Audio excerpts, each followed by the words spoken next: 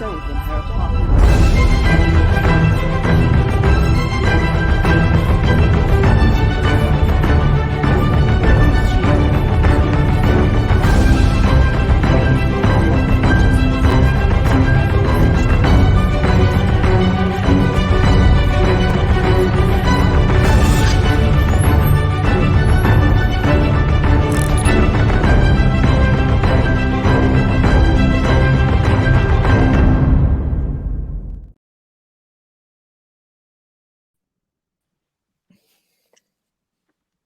Muy buenas tardes a todos. Estamos en un capítulo más de este ciclo de corresponsales del mundo mundial organizado por Reporteros Sin Fronteras, por la Fundación Huerta de San Antonio y por la UNED.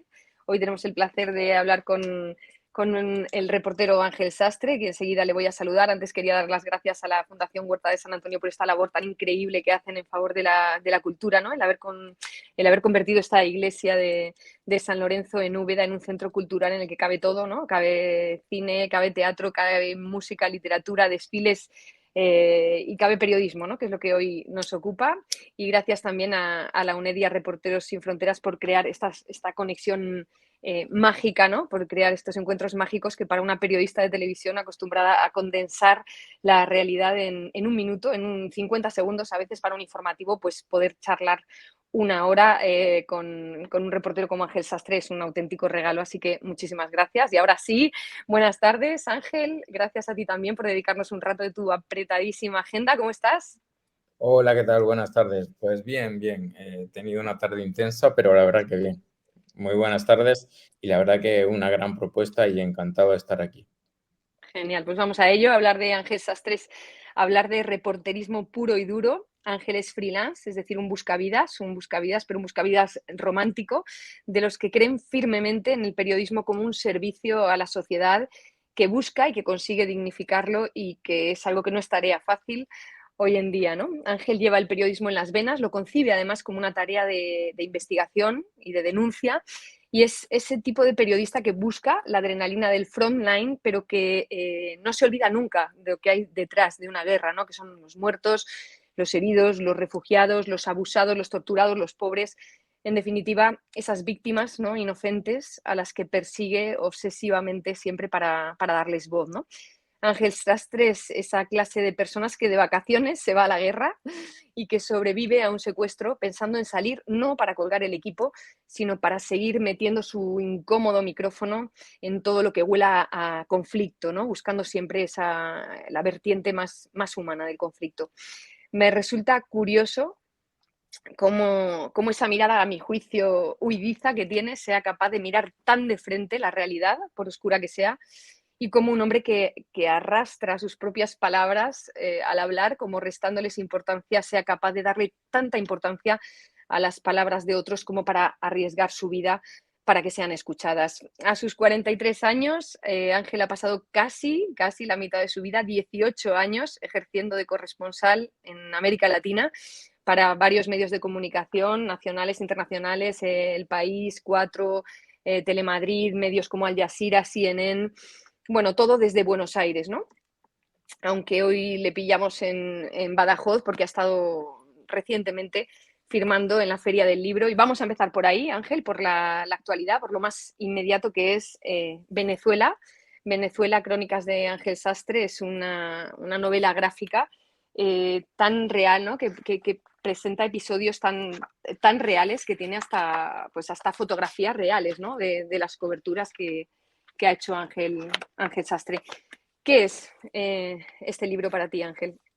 Para mí forma parte de algo que estoy intentando desde que salí del secuestro de Siria, ¿no? Que fueron bastantes días, tantos días haciéndolo, pensando y pensando y pensando, y las nuevas narrativas forman parte para mí de algo muy importante.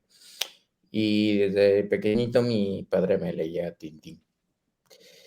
Y por ahí tuve el sueño de convertirme en Tintín. O sea, Venezuela antes de esto hubo la ofensiva de Mosul y después de esto ahora mismo está Ucrania, está el cómic de Ucrania. Entonces pensé que Venezuela, 15 años de coberturas, el hilo conductor son las protestas de 2017 Y efectivamente, lo más importante de todo es, hay un precedente que yo saco, pero lo más importante de todo es que nos entendamos que todo esto no está basado en hechos reales. Esto es periodismo. Y es un híbrido, una criatura entre periodismo y nuevas narrativas, en este caso cómic. Pero Y sí en el- recoge episodios tan reales como la muerte de tu propia novia, ¿no? De Karina. Efectivamente, Karina murió en el Petare mientras hablaba conmigo por teléfono. Recoge episodios brutales como los niños que viven en las alcantarillas, que están muertos hoy. Pero sí, este libro no es para menores de 18 años, porque tiene sexo, drogas y rock and roll. Y me parece interesante, o sea, creo esa vertiente de, o sea, uno dice las nuevas narrativas, uno puede optar por el Twitch, por la interacción. A mí me parece muy potente toda la potencia que te da el periodismo y el cómic. Ujú. Venezuela, Ángel, tú lo has dicho muchas veces, es casi como tu segunda casa, ¿no? Pero en realidad tú has sido corresponsal de toda América Latina. Eso no es cubrir un país, es cubrir casi un continente, ¿no? Entonces, ahora vamos con ello, ahora vamos con América Latina, pero primero Buenos Aires, ¿no? Argentina, que es una corresponsalía que en estos corresponsales del mundo mundial no habíamos tocado todavía. ¿Por qué elegiste Buenos Aires como sede para América Latina? La verdad, porque me dieron una Mm, beca. Entonces, yo dije, ¿desde dónde cubro? O sea, cuando uno es corresponsal, yo antes fui en Londres corresponsal, ¿vale? Entonces, tiene que tener muy claro, entonces yo estaba trabajando para Onda Cero y el mundo freelance estaba comenzando. Entonces, uno no puede llegar de freelance así a lo loco y caer de paracaidista.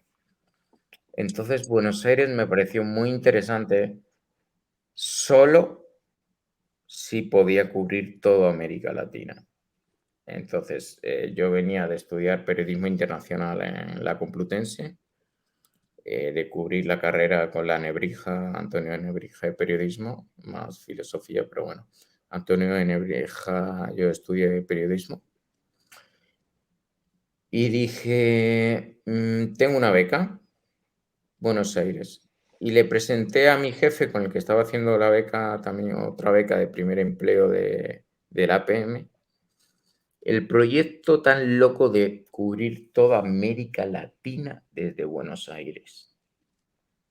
Entonces dije, es lo que yo le digo cada vez que la gente que me dice, quiero ser corresponsal, quiero viajar, bueno, con cabeza.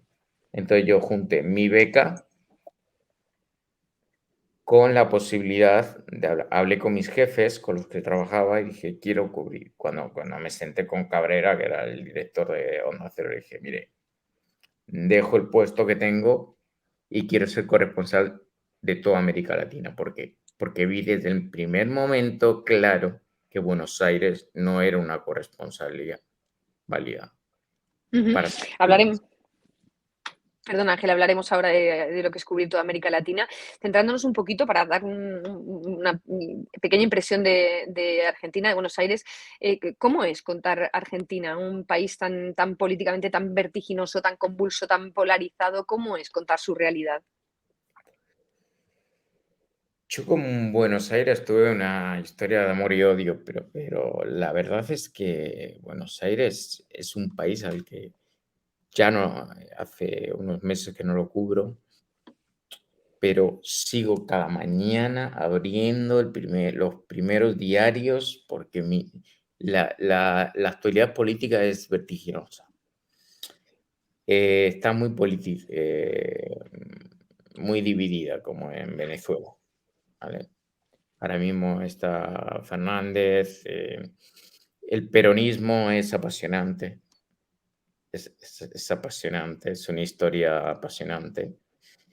Entonces, cubrir la historia política es por momentos complicadas, pero sobre todo, ni siquiera ellos saben explicar qué es el peronismo. Entonces, no existen las derechas y las izquierdas como en España divididas.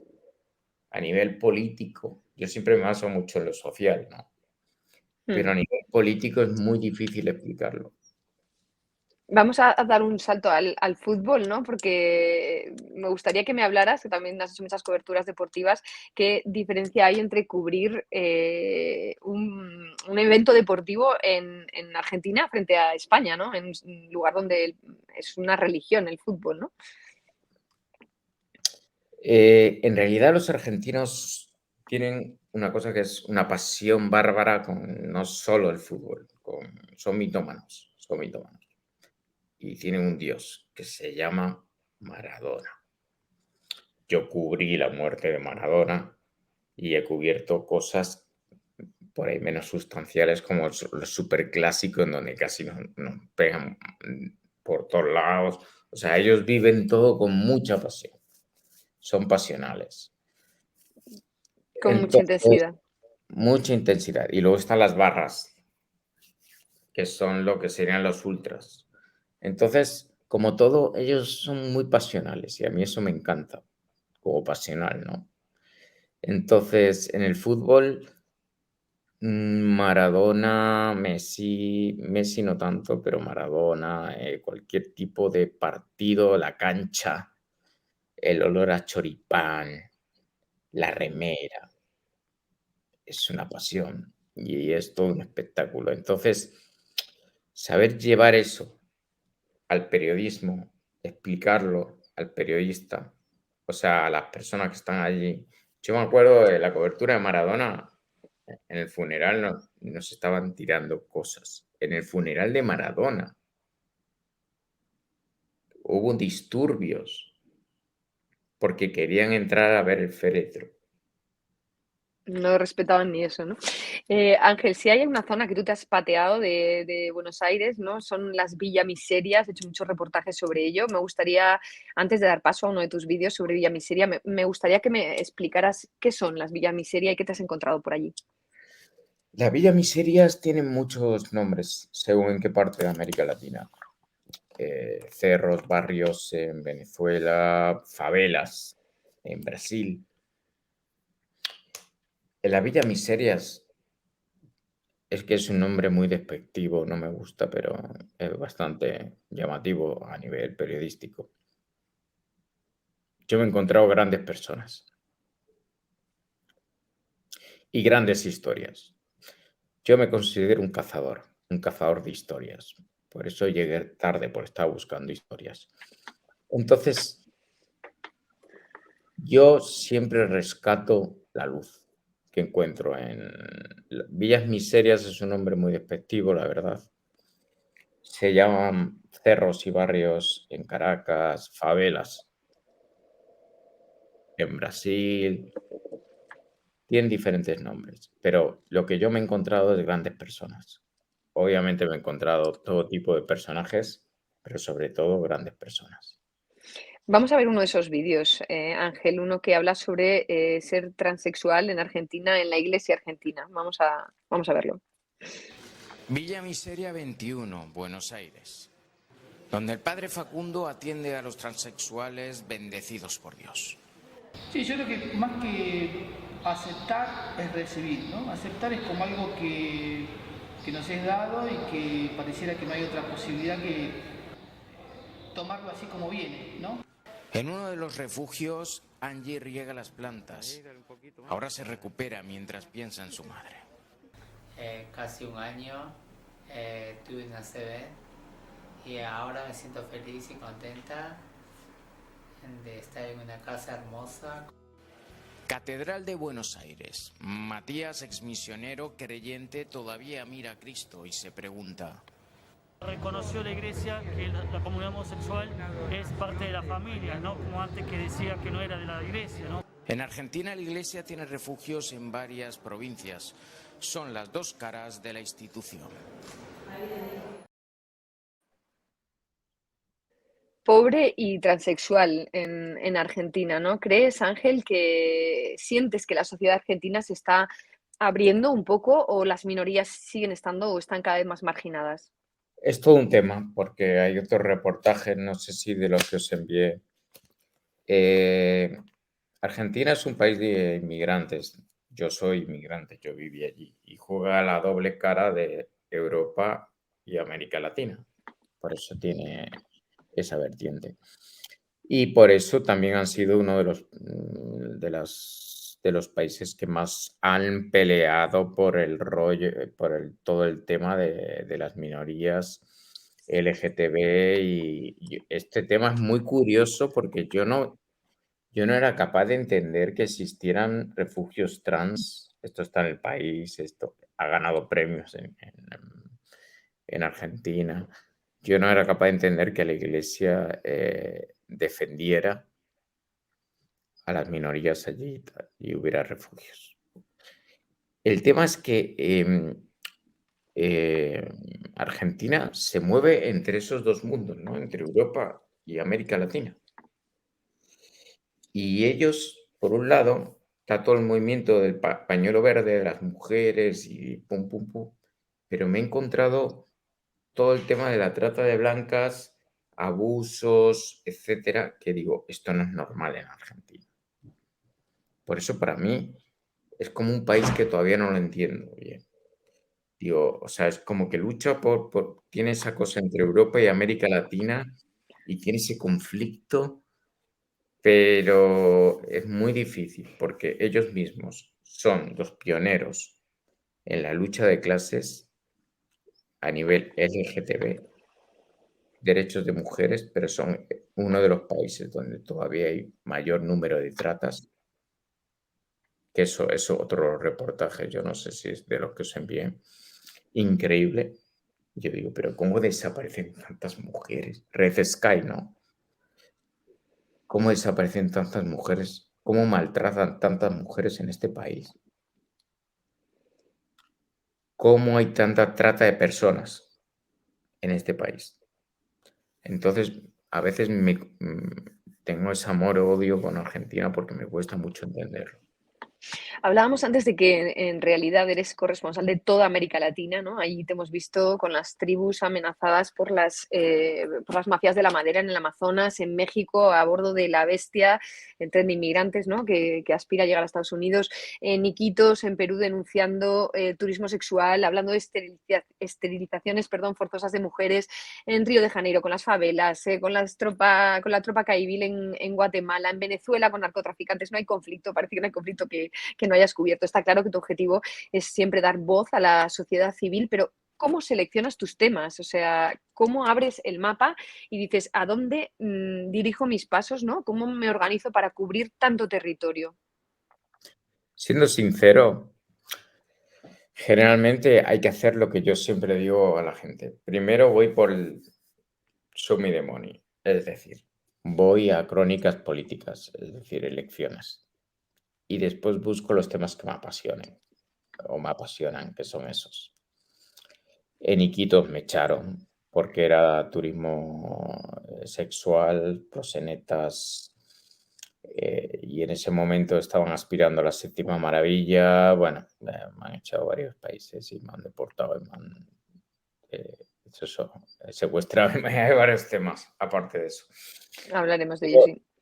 Pero el tema es cómo hacerlo. Ellos me dicen, te quiero seguir, quiero hacer reporterismo internacional.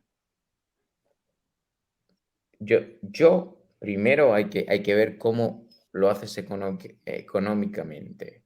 Entonces, el tema es, yo hago cobertura. Lo primero son las elecciones. Yo cubro las elecciones que a mí me apasionan. Ojo, la política a mí me apasiona, la cultura me apasiona, la gastronomía me apasiona. Y después busco el tema cultural. Y entonces ahí empiezo a ver qué temas dentro del país me interesan culturalmente, como todos los que has abarcado. O sea, entiendo que, claro, nunca te lanzas a un sitio sin tener amarrado ese reportaje, sin saber que te va a reportar un beneficio económico, porque tienes que vivir, evidentemente. Primero te aseguras, Ángel, de que vas a poder cobrarlo, ¿no? Entiendo que si no, nunca te has lanzado a un reportaje sin tenerlo vendido de antemano, entiendo, ¿no? No. muchas veces me he aventurado sin saberlo si lo tengo vendido de antemano. Generalmente tienes lo que se denominan sueldos que son fijos a veces. En mi caso ahora ya me la estoy jugando porque estoy manejando ya Netflix, Amazon, plataformas, proyectos muy serios. Pero te hablo del mundo de freelance del de hace meses en Buenos Aires, del de 18 meses. Tú manejas sueldos que son los sólidos, que son los... Yo tenía el de La Razón en ese momento y cobraba algunos de Mediaset. Mediaset no los cobré hasta después de los mineros de Chile. Entonces era freelance. Entonces empiezas a echar cálculos. Entonces tú antes de hacer un viaje, desde la muerte de Fidel o cualquier cosa, me están llamando Los del gajes del directo, ¿no? me está llamando el hotel. Ángel, ya se cansarán, ¿no? Ya se cansarán. Ya se Ángel, decía. imagino que siempre tienes... Perdona. Siempre tienes lo ideal que yo siempre digo es contar con unos sueldos básicos que te den un sustento básico y luego poder contar con variables. Sí, a partir de ahí aventurarte, ¿no? Imagino, Ángel, que cada cobertura requiere un equipo diferente, ¿no? No es lo mismo cubrir una guerra que cubrir un reportaje sobre una enfermedad en un hospital, no lo sé. ¿Cuál es el material básico que Ángel tiene preparado en su mochila? Porque entiendo que siempre hay una mochila preparada en la puerta de tu casa, ¿no? Listo para salir. La mochila suele ser la cámara. A ver, mi mochila es pesa muchísimo, entonces yo generalmente parto de la cámara y a partir de ahí voy armando el resto de la mochila. A mi cámara es como la guitarra electrónica, es mi amor, la Mark III. Tengo un objetivo y le pongo un foco. Y de ahí voy armando un micrófono de corbata, y baterías, y es pesadísima la mochila. Pesa muchísimo. Me gustaría decir que viaje ligero, pero imagínate, hago radio, tele. Por eso te lo digo, además, si luego además vas a un conflicto, requerirás un equipo, bueno, Requieren un chaleco antibalas, etcétera. Y unas botas. Son indispensables, unas buenas botas. Sí, eres un periodista multimedia, está claro, tú lo haces todo, ¿no? Frente a esos corresponsalías fijas de las televisiones que tienen todo un equipo humano y técnico detrás, tú te lo comes y te lo guisas todo, digamos, ¿no? Pero sí que hay en los lugares más conflictivos un equipo humano en el que tú te tienes que apoyar, ¿no? ¿Cuál es el mínimo equipo humano y cómo lo seleccionas? Me refiero al fixer, traductor, no sé si hay alguien más. ¿Y cómo lo seleccionas cuando vas a un país nuevo? Porque cuando repites es más fácil, pero cuando no hay contactos, ¿cómo? Porque esa gente va a ser tu respaldo. Bueno, generalmente uno busca barajar esos fixers con personas que ya hayan trabajado con ellos. Hay bastantes clubs como el Vulture Club, el Club de los Buitres o otros clubs que utilizamos a nivel interno. Generalmente entre nosotros, por experiencia, empezamos a ver quiénes son fiables y quiénes son buena gente. Y después yo conozco a este, yo conozco al otro, yo conozco al otro. Y de ahí vas tejiendo el hilo.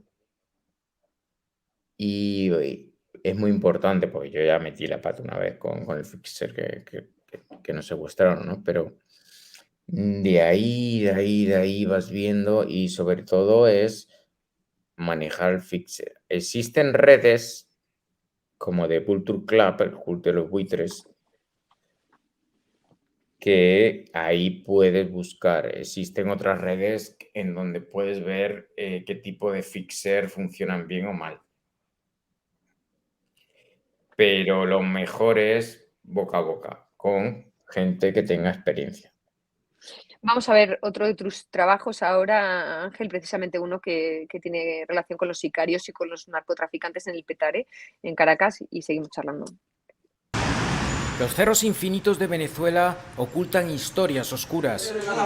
En el Petare, Manuel, sicario, vende heroína. Está demasiado candela, hermano. Usted tiene que fumárselo con cuidado. Asesinó este año 20 personas. Un solo coñazo porque no mete uno que venga. Se muerte contra muerte, tiro a tiro. Digo que esto no es bueno, pues esto no es vida ni nada. Yo no le deseo esto a nadie porque no vive mucha trauma, no vive mucho vaina, una adrenalina. A tan solo 4 calles, a María le mataron a su hermano. El asesino nunca fue preso. Venía del trabajo como a las 12 de la noche de su trabajo y se metió por allá por la calle y venían unos malandros y lo confundieron con otro y le dieron 3 disparos. Falta de valores, desigualdad, pero sobre todo impunidad. En su primer discurso, después de haber ganado las elecciones, Nicolás Maduro dijo que sus mayores esfuerzos iban a ir para levantar la economía de Venezuela. No dijo nada de la seguridad y la violencia. Sin embargo, Caracas es la ciudad con mayor número de homicidios del planeta. 30.000 asesinatos por año. Caracas también es la capital con mayor número de secuestros rápidos. En Venezuela impera la ley del plomo.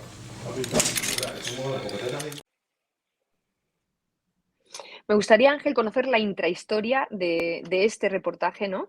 Entiendo que uno no se mete así, a las bravas, a charlar con narcotraficantes, sino que tiene que tener una mínima red detrás por si la cosa se pone demasiado peligrosa, cómo salir, a quién avisar. ¿Cuál es la intrahistoria? ¿Cómo preparas tú el llegar a este sitio? La intrahistoria de esta historia es que es mucho más que esto. No son sicarios. Aquí han salido 3 reportajes juntos. Pues una mezcla de imágenes para Telemadrid, pero antes salió en Mediaset y en 4. Hay una parte que es importantísima, que son los secuestradores express. ¿Cómo entrar con secuestradores express? Que es un sistema diferente al que cuando a mí me han secuestrado en Siria. Ellos te arrancan las narices, las orejas, vuelves y no entras. Estos son sicarios. Es fácil llegar a los sicarios. Pero un secuestrador express que ha salido ahí. Hay otros reportajes de secuestradores. ¿Cómo llegas? Con amigos. Con Pegaso llegué. Pegaso era mi motorizado, con Ángel. Después de 1000 batallas curtidas en las protestas del 2017, me hice tan amigo de él que acabé durmiendo con él. Es mi manera de hacer periodismo. Me mimetizo hasta la médula. Pero porque me entro en el papel y lo siento. Entonces me hago amigo de ellos. No ¿Eso es amigo cómo de, llegas? no de los sicarios. Me hago Ujú. amigo de las personas, de las mujeres maltratadas. De ellos nunca me hago amigos. Pero ellos sienten que soy uno de los suyos. Entonces yo dormía en la favela. Dormí en la favela durante un mes y así llegué a los sicarios y a los secuestradores express, que para mí, después de haberte secuestrado un año, fue muy duro entrevistar. Y mientras los entrevistaba tenían varios secuestrados, que los escuchaba agonizando en las puertas. Los llamaban los pajaritos. ¿Cómo sales? Obviamente te fías de ellos, pero tienes una persona que si no sales, llama a la policía. A eso voy. ¿Cómo te comunicas con esa persona? ¿Cuáles son las claves? ¿Cómo lo haces? Si a tal hora no he llegado a tal sitio, por favor, activa la emergencia. ¿Cómo lo haces? Pues ya te digo, básicamente al final esto es moverse en los bajos fondos. Te mueves y te mueves y te mueves y se fían de ti, porque saben que eres buena gente, porque ayudas, no eres un mercenario. haces cosas buenas, no solo vas a buscar, no es el reporterito que hace el correspondiente, hola, aquí estamos, hola, ¿qué tal? Hola, ¿qué tal? Hola, me llamo Ángel Sastre. No, ya te conocen. Entonces, y además es que estás durmiendo en la favela con los sicarios. Entonces, eso te abre una vía, pero no te asegura que vayas a salir de un secuestro express.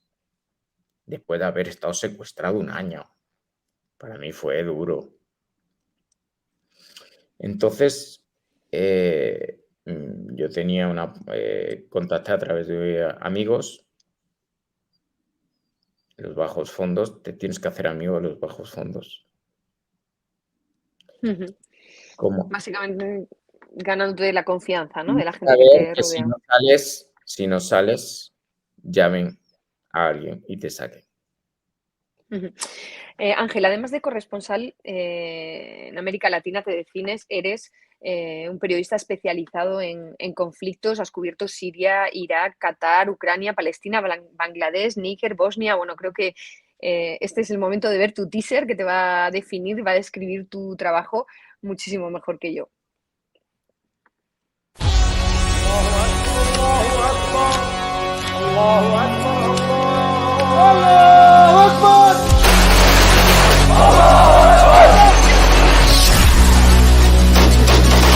Aquí desde esta trinchera de Slemanbag se puede ver a tan solo 50 metros las banderas del ISIS.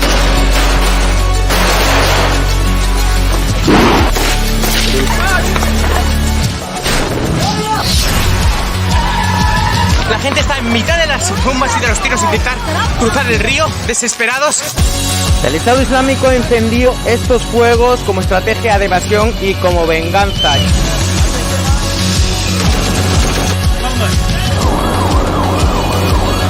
Hemos sido encerrados en cierta manera por el Estado Islámico. Esta zona era segura hace unos minutos.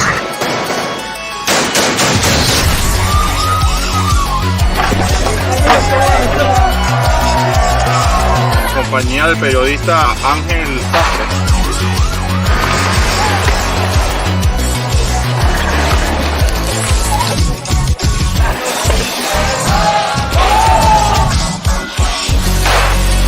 Pode haver resistência, mas é vitória sobre a morte. Mátame! Cali!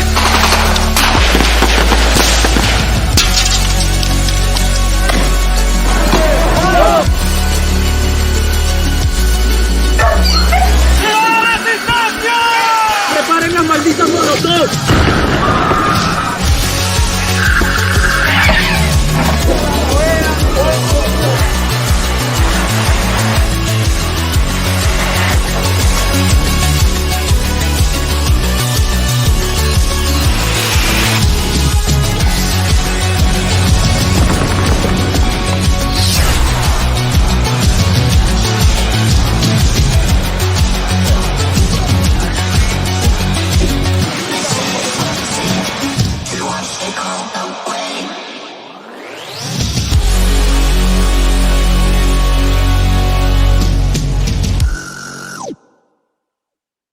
Impresionante resumen, Ángel. ¿Cuál de todas las coberturas internacionales que has hecho te ha marcado más y por qué?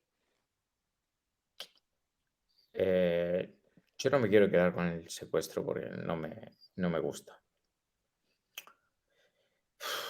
Hay 1000 historias, pero, ¿sabes? Una de las... Perdón que me salga el acento argentino. ¿Sabes? Una de las que más me apasionó, el Amazonas.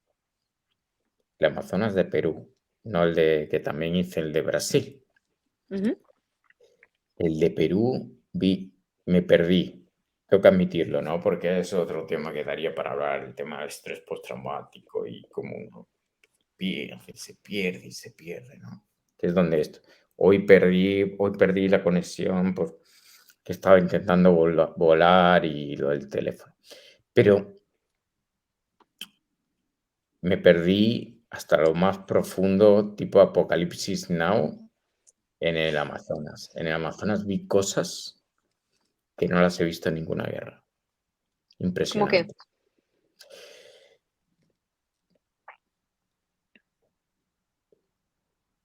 qué? indigenismo, niños esclavizados, atados en árboles, madereros ilegales, gente peleando por su tierra. Hay un montón de vídeos ahí en YouTube y reportajes, pero lo que yo vi, y cuando más ayahuasca, cuanto más los sipivos, cuando más me iba profundizando la selva, tipo Apocalipsis Now, porque ya era yo loco en la barca ya, porque tenía dengue. Que es durísimo. La enfermedad de rompehuesos la llaman. Y seguía en la selva. Y tomaba otro barco y otra balsa y otra balsa. Y decía, no quiero terminar el reportaje. Necesito el maderero ilegal. Don Guasito se llamaba este. Pero bueno, los sipivos, los indígenas.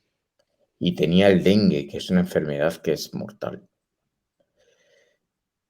Y el Amazonas, ya un momento en el barco era Apocalipsis Now, estaba medio...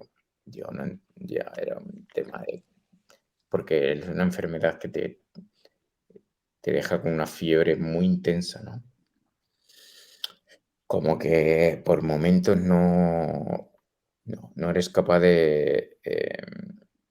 y te tienes que levantar y recorrer 20 kilómetros con los hipivos. Y pelear con ellos con las lanzas. Y bueno, pues yo creo que el Amazonas de Pucallpa, Ucayali, ha sido de las coberturas, o sea, por encima de todas las guerras que he hecho.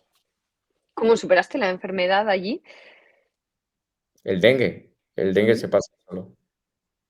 Esperando, ¿cómo combatiste los...? El dengue tiene dos opciones, o morir. Yo he tenido dengue, malaria, COVID. Entonces, el dengue tienes dos. El que es duro y el hemorrágico, que es con sangre y mueres.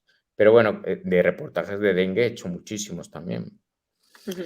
Entonces, yo allí me seguí moviendo con dengue. En la balsa, me acuerdo, de Don Guachito. Y era durísimo. Era muy difícil. Muy difícil poder moverse. Porque la enfermedad que da una fiebre fortísima, mucho más que el COVID, pero yo quería llegar al fondo del reportaje.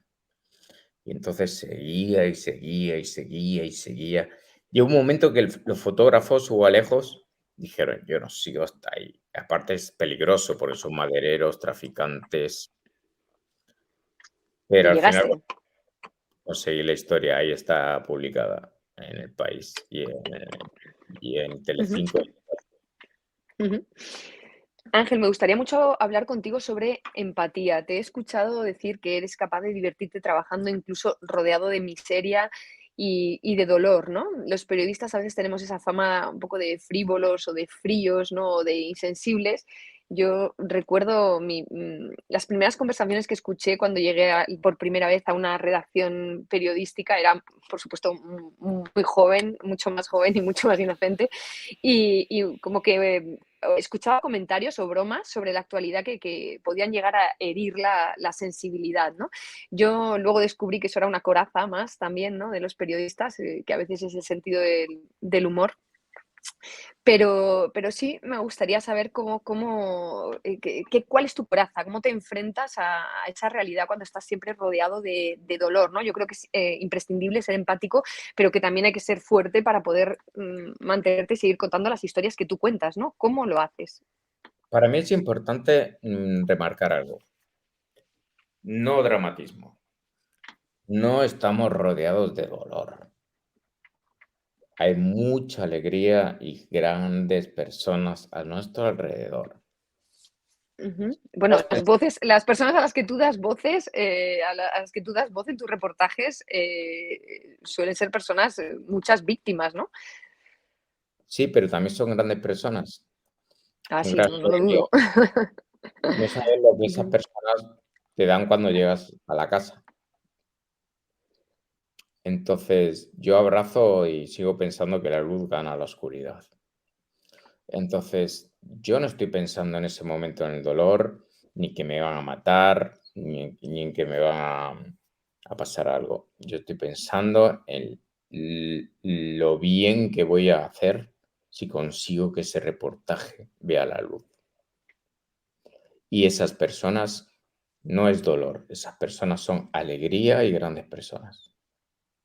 Es un buen enfoque, ¿no? Para poder continuar con su trabajo. Me imagino que habrás visto muchísimas veces o varias veces por lo menos a gente morir delante de ti. Quiero saber si recuerdas cuál fue esa primera muerte, esa primera persona a la que viste morir y qué sentiste. ¿Sentiste rabia, impotencia? ¿Qué sensación te dejó? Y si uno se acostumbra a ver la muerte tan de cerca. No sé cuál fue la primera. Sí me acuerdo de una, bastante. Estaba grabando un francotirador en Mosul. Le pegaron un tiro en la cabeza, lo atravesaron la cabeza. Entonces, el compañero militar salió corriendo e intenté socorrerle. Bajé la cámara, no salió en Mediaset. El vídeo está en Mediaset, pero ese vídeo era demasiado fuerte porque el tiro en la cabeza le atravesó.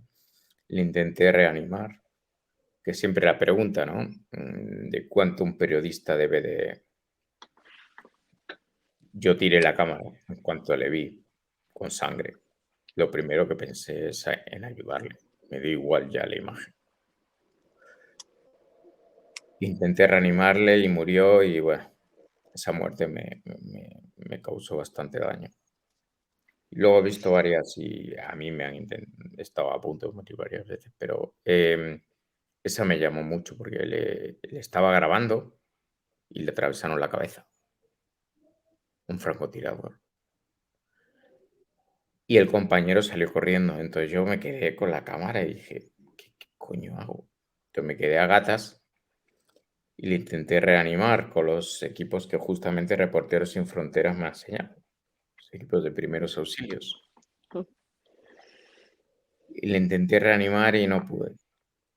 Entonces, manchado de sangre, me tuve que bajar. Eso antes de que casi nos mataran, pero bueno, esa muerte me causó bastante... Y luego niños. Ver niños muertos, eso es bastante duro. A eso quería ir justo ahora mismo, ¿no? Esas situaciones que son realmente terribles, ¿no? Que es casi lo más difícil de narrar, que es ver el sufrimiento de los niños. Tú has hecho muchos reportajes sobre la vulneración de los derechos en la infancia. Me gustaría que viéramos uno de ellos ahora, que me parece desgarrador, que es el de la venta de niñas en Afganistán. Y ahora seguimos hablando sobre ello. Desierto de Kandahar, donde con tan solo 8 años Afsana se muestra pensativa. Ya conoce que en 20 días se casará. Su padre Yassi lamenta la pérdida. He tratado de casarla con un chico joven. Su familia me ha pagado $2.500. No me siento bien. Afsana llora todas las noches. La extrañaremos. Seguimos el camino hasta otra aldea en las montañas. Allí Afsin, de 6 años, se sienta al lado de su padre Raswa, quien la ha entregado para saldar una deuda. Somos muy pobres para soportar los gastos diarios. Pedimos prestado dinero a un hombre. No puedo pagarlo y ahora se llevará a mi segunda hija a cambio, la más bonita. Última parada, Aldani, donde Rangi, amenazado de muerte por una deuda, intercambiará a su hija Yafina para salvar su vida. Escapé de Kunar, otra provincia, porque debo $5.000, pero me encontraron y mandaron a asesinarme. No tengo más remedio que dejar ir a mi hija con él.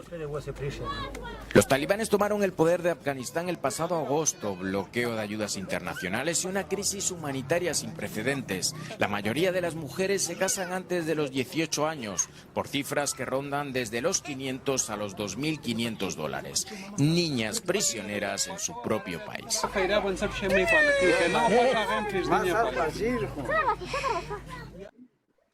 Es terrible, ¿no? La mirada de esas niñas que todavía no son conscientes del futuro que les espera. Ahora te quiero hacer una pregunta un poco personal, Ángel. Siempre es muy complicado gestionar este tipo de información, ¿no? Pero cuando te conviertes igual me equivoco, pero cuando te conviertes en padre, madre o tío, como es tu caso, parece como que tienes una especial sensibilidad hacia los menores, ¿no? Me permito hablar de Moira, tu sobrina, porque tú mismo la has presentado en las redes sociales. Me gustaría saber si crees que la mirada de Moira te va a afectar a la hora de cubrir este tipo de informaciones, a la hora de mirar a la infancia. Mucha gente se pregunta si cuando sea padre o tenga un sobrino dejaré de hacer esto. Espero que no, porque yo hay tres temas recurrentes que siempre busco. Uno son los niños y otro las mujeres. Yo sé que suena por ahí machista decirlo en España, pero en estos países las mujeres es un tema. O sea, lo que acabamos de ver son niñas vendidas. Y hay tres temas. Desnutrición, todas las más afectadas son niñas, mujeres. No es que yo sea machista y diga, las mujeres. No, no, no. Es que son las más vulnerables. Es una realidad. Entonces yo no busco el espectáculo cuando voy yo busco, lo primero son niños y mujeres. Pero no es un tema recurrente. Otro de los reportajes que busco son el tema de los trabajos esclavos. Es muy intenso. O sea, no, y luego el frontline, que me gusta, para que no vamos a engañar. Pero el tema de Moira, no lo sé. Yo tengo una novia y tengo una chica y no sé si me varará. Yo tengo un trato con ella. Y yo he hablado de esto mucho. Conozco corresponsales que han parado después de todo lo que yo he pasado. Pero conozco otros que han conseguido lograrlo y seguir. Ojalá sea capaz y sobre todo por seguir haciéndolo de una manera sana y disfrutándolo. Porque yo lo he visto y se puede. Espinosa, bueno, Comunica Prieto. Conozco muchos casos de corresponsales que han podido llevar una vida con hijos. Porque a mí los niños y las mujeres es los temas más recurrentes y los que más me importan. Vamos al frontline, ese que tú citabas, Ángel. No se puede hablar contigo sin citar Siria, sin hablar de tu secuestro. Vamos a Alepo, 2015.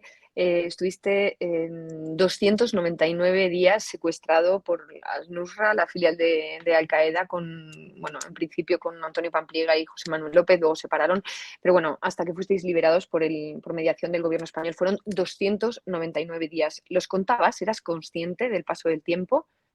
Sí, porque nos regalaron un reloj de Mickey Mouse rosa. El tercer día. No el tercer día, el tercer mes. No, pero igual llevamos la cuenta así, o sea, tipo cárcel, haciendo señales. Pero hasta el día de mi cumpleaños, que casi me olvido, supe cuál era. Pero fue todo, mi secuestro fue bizarro y onírico. O sea, de hecho estamos en tratativa ya de la peli, del podcast. Pero no iba a avanzar eso. El tema es que yo tuve que gestionar mi secuestro, que fue una cosa que no tiene nombre. Pero a partir del tercer mes nos regalaron un reloj de Mickey Mouse rosa, de Disney. Y ahí ya controlaba mejor el tiempo. Pero sí, desde el principio llevaba la cuenta de los días y las noches. Sé que matabas el tiempo, entre comillas, intentando hacer algo de deporte, escribiste mucho, entre otras cosas, escribiste un poco sobre tu propio secuestro en clave, creo, y creo también que aquellos escritos se quedaron en manos de tus secuestradores.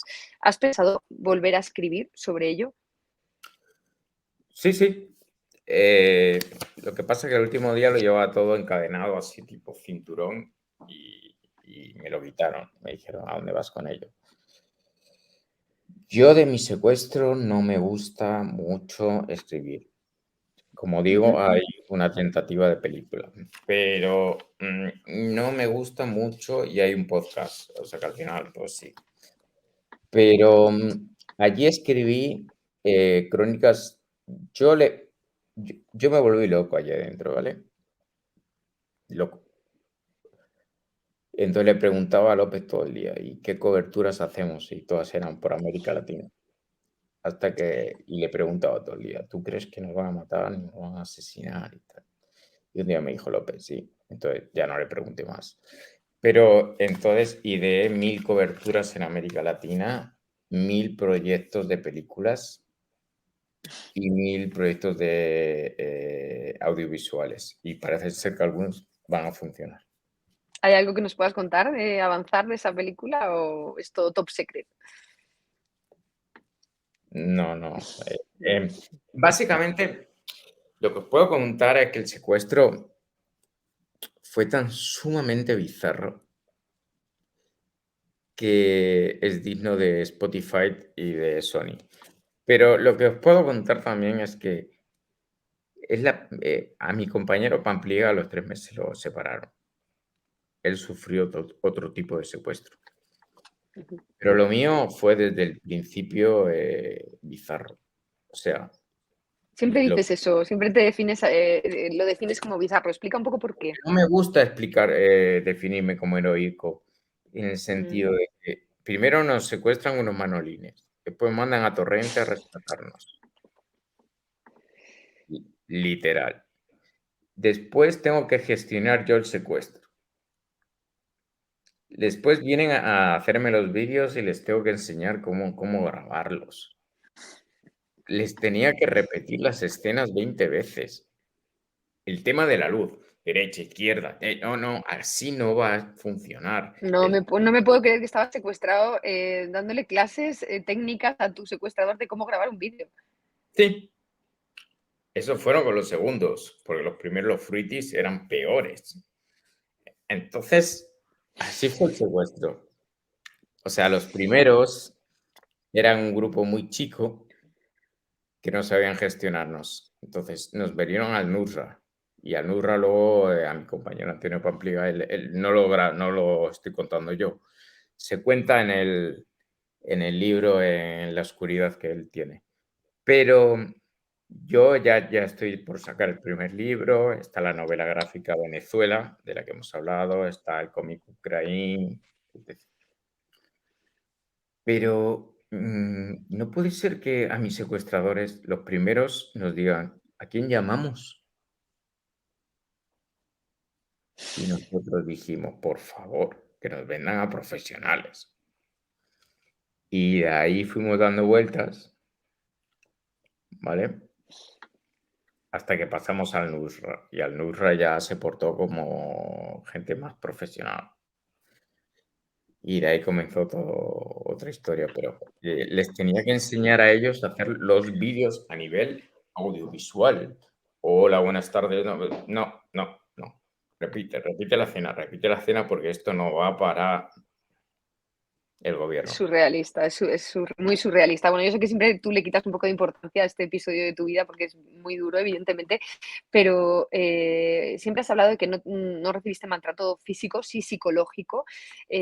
¿A qué te refieres? ¿Qué fue lo peor a lo que te enfrentaste? ¿No? A la sensación de que no sabías si ibas a morir o no, te amenazaron con ello, a pensar en cómo lo estarían pasando en tu casa, ¿qué fue lo peor? Primero, evité pensar en mi familia. Era demasiado duro. Por suerte no tenía novia en ese momento, ya lo he dejado. O sea, bloqueas el tema familiar. Mi familia es muy dura y ellos siempre saben que salgo, porque como profesional. Siempre saben que salgo, siempre saben que salgo. Y aquí estoy camino a ver si, perdón por lo de hoy, pero estoy viendo si salgo a Perú. Quiero decir, ellos no están nunca preocupados, confían en que voy a salir. Es verdad que puede haber un día que no salga, pero siempre salgo. 2, bloqueas el tema familiar. Y 2, me encantan los cómics. Entonces creé un ejército que se iba derrumbando. mentalmente, ¿vale? Entonces, creé murallas.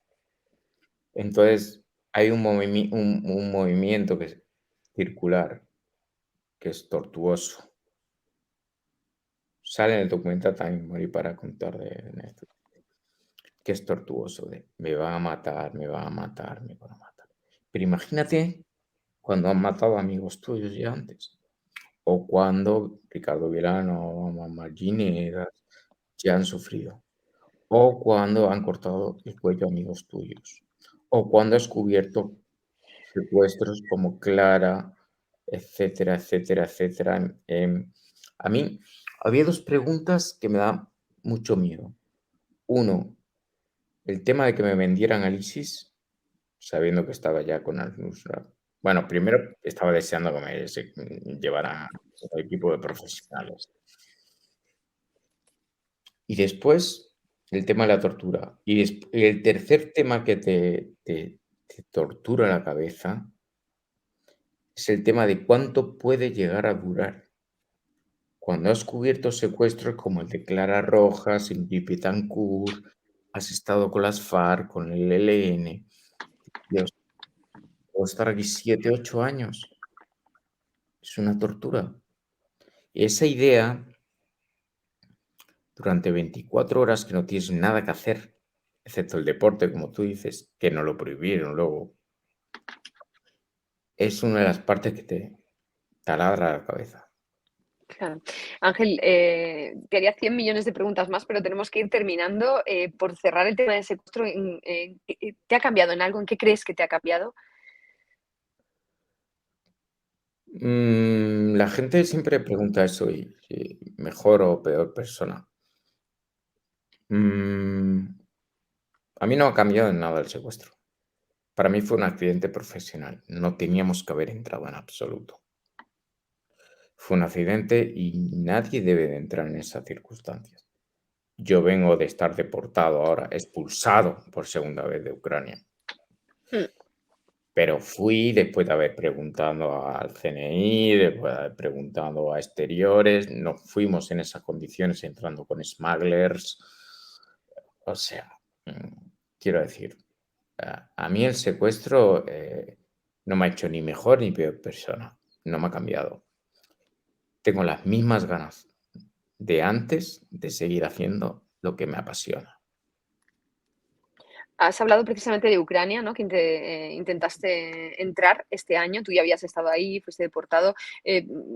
¿Cómo fue? ¿Por qué te han expulsado de Ucrania? Háblame de estas listas negras y si pretendes volver a intentar entrar. Bueno, en el 2014 estuve trabajando, precisamente. Fui de los primeros, bueno, de los primeros no, yo, bueno, bastante gente estuvimos. El comienzo de la guerra comenzó en el 2014. Estuve en Donbass, la zona que ahora está, y entonces la situación era complicada. Hubo algunos reportajes que fueron incómodos para el gobierno. Y lo que más me duele es que el gobierno, hice reportajes en Pergomais con los cosacos, etc. Lo que más me duele es que el gobierno no entienda que yo no estoy en contra de ellos. Entonces estoy en el CBU, en una lista de los servicios secretos. Y no me permiten entrar por reportajes con el Brave Sector, de ultranacionalistas. Yo solo hice reportajes en la zona de Donbass. Hubo una lista negra de 200 personas.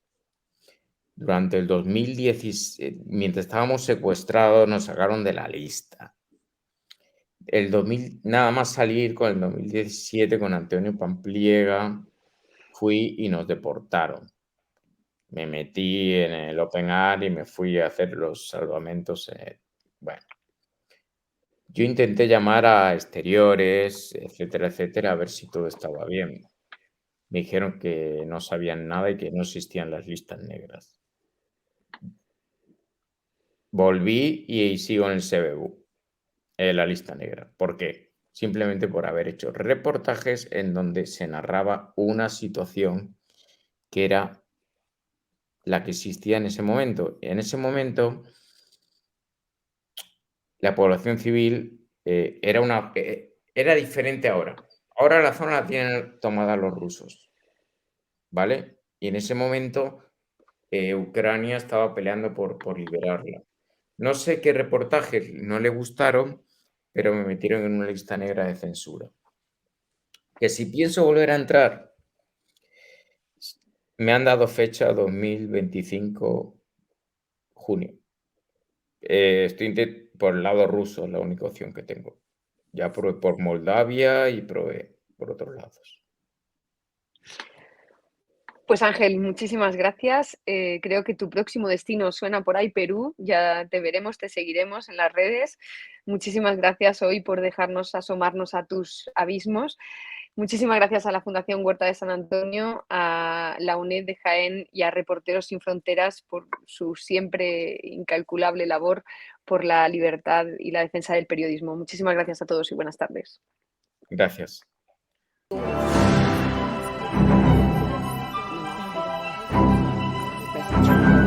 Stove in her apartment.